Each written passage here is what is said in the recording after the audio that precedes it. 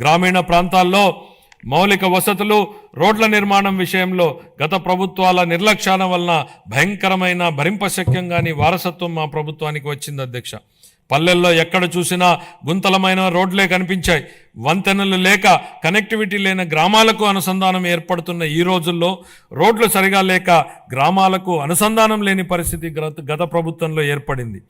ప్రధానమంత్రి గ్రామీణ సడక్ యోజన, ఆంధ్రప్రదేశ్ గ్రామీణ రహదారుల అనుసంధాన మరియు ప్రాజెక్టు మరియు జాతీయ వ్యవసాయ మరియు గ్రామీణాభివృద్ధి బ్యాంకు నిధుల కింద ఈ రోడ్లను అభివృద్ధి చేసే ప్రయత్నాలను ప్రారంభించాం.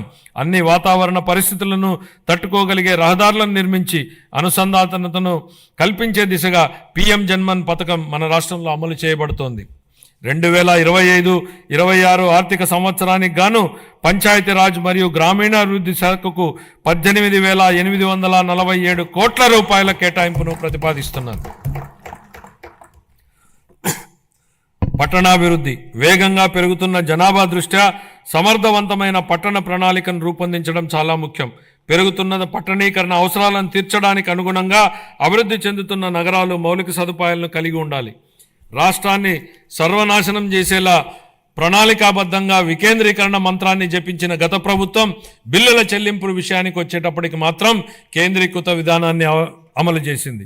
ఉదాహరణకు మున్సిపాలిటీలలో చేసే చెల్లింపులను గత ప్రభుత్వం కేంద్రీకృతం చేసింది అధ్యక్ష. దీని ద్వారా స్థానిక స్వపరిపాలన స్ఫూర్తికి గత ప్రభుత్వం పాతరేసింది. మారుమూల మున్సిపాలిటీలో ఓ చిన్న మురుగునీటి కాలువ నిర్మాణానికి సంబంధించిన బిల్లులు సైతం రాష్ట్ర సచివాలయంలోని ఆర్థిక శాఖ కార్యదర్శి చెల్లింపులు జరిపే విధానాన్ని అమలు చేసింది. కేంద్రీకృత చెల్లింపుల విధానం నుంచి మున్సిపాలిటీలకు ఆర్థిక స్వేచ్ఛను కల్పించాలన్న గౌరవ ముఖ్యమంత్రి గారి ఆలోచనలకు అనుగుణంగా ఏప్రిల్ 1, 2025 నుండి మున్సిపాలిటీల బిల్లుల చెల్లింపును కేంద్రీకృత విధానం నుంచి వేరు చేసి బిల్లులు చెల్లించే అధికారాన్ని మున్సిపాలిటీలకే ఇస్తున్నాం. స్థానిక సంస్థలకు ఆర్థిక స్వేచ్ఛను కల్పించడం, వాటి పనితీరు మెరుగుపరచడానికి ఇదొక విప్లవాత్మక నిర్ణయం. ప్రజా రాజధాని అమరావతి. అసంబద్ధ రాష్ట్ర విభజన కారణంగా రాజధానిని కోల్పోయిన మన రాష్ట్రానికి అమరావతిని ప్రజా రాజధానిగా ఏర్పాటు చేసుకున్నాం. దీనికి ఆనాడు ఆమోదం తెలిపి అధికారంలోనికి రాగానే మాట మార్చారు. మాట మార్చడమే కాకుండా అమరావతి విధ్వంసానికి నడం బిగించారు. నాటి ప్రభుత్వ అరాచక విధానాలపై అమరావతి రైతులు పోరుబాటును ఎంచుకోవడం, తమని తాను కాపాడుకుంటూ ఈ రాష్ట్ర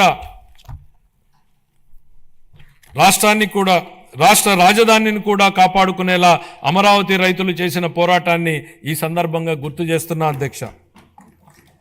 తిరిగి రాష్ట్ర ప్రజల ఆకాంక్షలకు అనుగుణంగా రాజధాని పనులను పెద్ద ఎత్తున చేపట్టేందుకు సిద్ధంగా ఉన్నామని చెప్పడానికి సంతోషిస్తున్నాను అధ్యక్ష.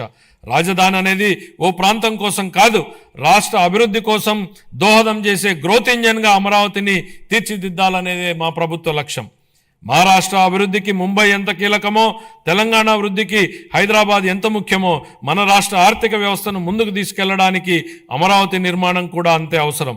గౌరవనీయ ప్రధానమంత్రి శ్రీ నరేంద్ర మోడీ గారి సహకారంతో ప్రపంచ స్థాయి మౌలిక సదుపాయాలు, పెట్టుబడులు మరియు ఉపాధి అవకాశాలను కల్పించడం ద్వారా అమరావతిని ముంబై మరియు హైదరాబాద్లతో సరితూగే ఆర్థిక శక్తిగా అభివృద్ధి చేయడానికి మా ప్రభుత్వం కృషి చేస్తోంది.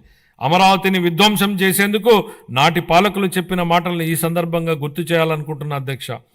రాజధాని నిర్మాణం కోసం అంత డబ్బులు ఇవ్వలేం కాబట్టి 3 రాజధానులు ఏర్పాటు అన్నారు. ఇవాళ మేం రాజధాని పనుల నిర్మాణం కోసం బడ్జెట్ నుంచి ₹1 కూడా కేటాయించలేదు అధ్యక్ష. కానీ రాజధాని పనులు ప్రారంభం కాబోతున్నాయి. మా ముఖ్యమంత్రి గారు చెప్పిన విధంగా అమరావతి సెల్ఫ్ సస్టైనబుల్ ప్రాజెక్ట్ అని నిరూపితమైంది. తనకు తానే ఆర్థిక వనరులు సంపాదించుకునే ప్రాజెక్ట్ అమరావతి అని కళ్ల ముందు కనపడుతోంది. ప్రపంచ బ్యాంకు, ఆసియా అభివృద్ధి బ్యాంకు మరియు హడ్కో వంటి ఆర్థిక సంస్థల సహకారంతో కేంద్ర ప్రభుత్వం ద్వారా అమరావతి నిధులు సమకూర్చుకునే ఏర్పాటును మా ప్రభుత్వం ఏర్పాటు చేసింది. దీంతో బడ్జెట్ సహాయం లేకుండానే స్వీయ పెట్టుబడి వనరులు కలిగిన రాజధాని నగర ప్రాజెక్టుగా అమరావతి మారింది.